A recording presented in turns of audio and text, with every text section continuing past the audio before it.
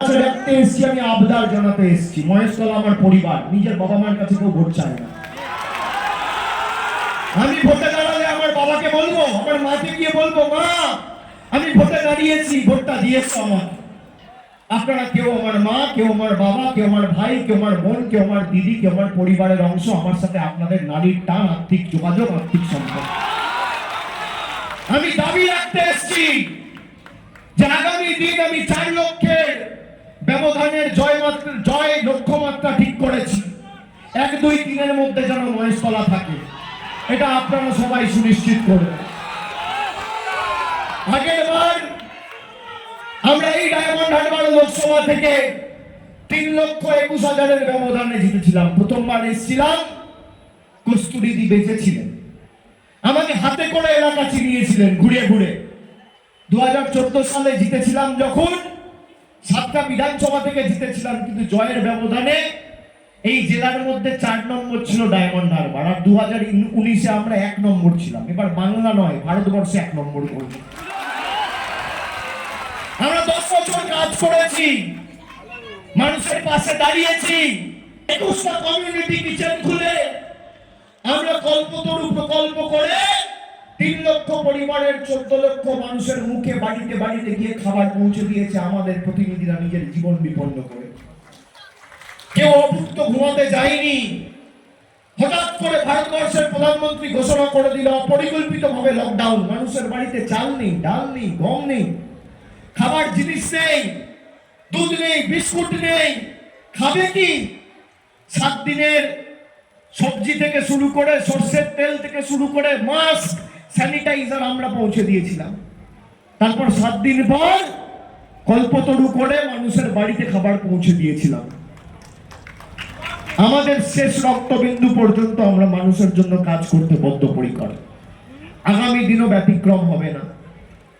বিগত 10 বছরে আমরা এই ডায়মন্ড হারবার লোকসভা কেন্দ্রে 5,580 কোটি টাকার কাজ করেছি।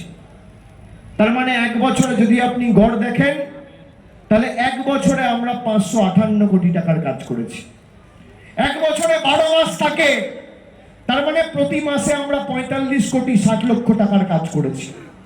1 মাসে 30 দিন থাকে, প্রতি মাসে যদি 45 কোটি 60 লক্ষ টাকার কাজ হয়, তার মানে একদিনে 1 কোটি 55 লক্ষ টাকার কাজ হয়েছে।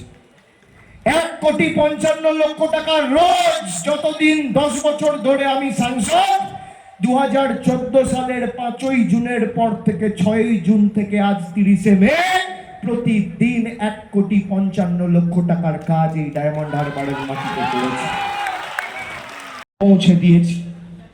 আমার আপনাদের কাছে দাবি থাকবে যে 1, 2, 3-এ ডায়মন্ড হারবারের মধ্যে যেন এবার মহেশতলা থাকে। আগের বার 1-এ মিটিয়া বুরুজ ছিল, কালকে আমাদের নেত্রী মিটিয়া বুরুজে এসেছিলেন। সেখানে মানুষের কাছে আমার হয়ে বাংলা বিরোধী সহ জনবিরোধী বিজেপিকে উৎখাত করার যে ডাক Mamata Bandyopadhyay brigade parade grounds থেকে দিয়েছিল, তার শেষ পেরেকটা আমরা আজকে মহেশতলার মাটিতে পুঁতে দিয়ে গেলাম। এরা যাচ্ছে, এদের ক্ষমতা থেকে যাওয়া কেউ আটকাতে পারবে না। আমি মানুষের স্বতঃস্ফূর্ততা দেখেছি, আপনারা দেখেছেন তো। 3 বছর, 4 বছর, 5 বছর ধরে আমার পিছনে কিভাবে এরা লেগে রয়েছে। কখনো ইডি, কখনো সিবিআই, এমনকি আমার বয়স্ক মা বাবাকে ছাড়েনি। আমি মাথা নত করার ছেলে নয়, গলা কেটে দিলেও জয় বাংলা বেরোবে, আমি অন্য ধাতুতে তৈরি। তোমাদের উৎখাত করে ছাড়বো। 2014-তেও হারিয়েছিলাম, 16-তেও অনৈতিক সিপিএম কংগ্রেসের জোটকে হারিয়েছিলাম, 19-এ হারিয়েছি, 21-এ গোহারা করেছি, 24-এ 4 লক্ষের বেশি ব্যবধানে হারাবো। কেউ আটকাতে পারবে না। যত কুৎসা করবে জয়ের ব্যবধান তত বাড়বে। আমার বিরুদ্ধে এত কথা বলে বিজেপির সর্বভারতীয় নেতারা, কে বারণ করেছিল আমার বিরুদ্ধে দাঁড়াতে? আসেননি কেন? হ্যাঁ, আপনি আমার সাথে লড়াই করতে চান ইডি সিবিআই দিয়ে, আপনি লড়াই করুন মানুষের দরবারে, আসুন, দেখি কত ধানে কত চাল। গণদেবতার দরবারে আসুন আমার সাথে লড়াই করতে। আপনার কাছে ইডি আছে, সিবিআই আছে, বিচার ব্যবস্থার একাংশ আছে, আপনার কাছে অর্থ আছে, টাকা আছে, পয়সা আছে, আধা সামরিক বাহিনী আছে, নির্বাচন কমিশন আছে, আমার কাছে সাধারণ মানুষ আছে, খেটে খাওয়া মানুষ আছে। আপনি পারবেন না আমাকে হারাতে, তৃণমূলকে হারাতে পারবেন না। আমি প্রত্যেকটা তৃণমূলের কর্মীকে কুচবিহার থেকে শুরু করে কাকদ্বীপ, যারা অতন্ত প্রহরীর মতো এই 3 মাস মাথার ঘাম পায়ে ফেলে রক্ত জল করে বাংলার স্বার্থে, মানুষের স্বার্থে, গরিবের স্বার্থে লড়াই করেছে, আমি আজকে এই মহেশতলার মাটি থেকে প্রচারের শেষ লগ্নে তাদের সকলকে কুর্নিশ জানাচ্ছি। আমি কুর্নিশ জানাচ্ছি বাংলার 10 কোটি মানুষকে, যে তারা বহিরাগত শক্তিকে এবং বহিরাগত বিজেপির বৈষম্যের রাজনীতির বীজ এই পবিত্র মাটিতে গত 10 বছরে বপন করতে দেয়নি। আমি স্যালুট জানাচ্ছি বাংলার কৃষ্টি, সংস্কৃতি, ঐতিহ্য যারা অব্যাহত রেখে প্রাণপাত করে বিজেপির ইডি সিবিআইয়ের বিরুদ্ধে মাথা উঁচু করে লড়াই করেছে, জনগণকে সংগঠিত করে।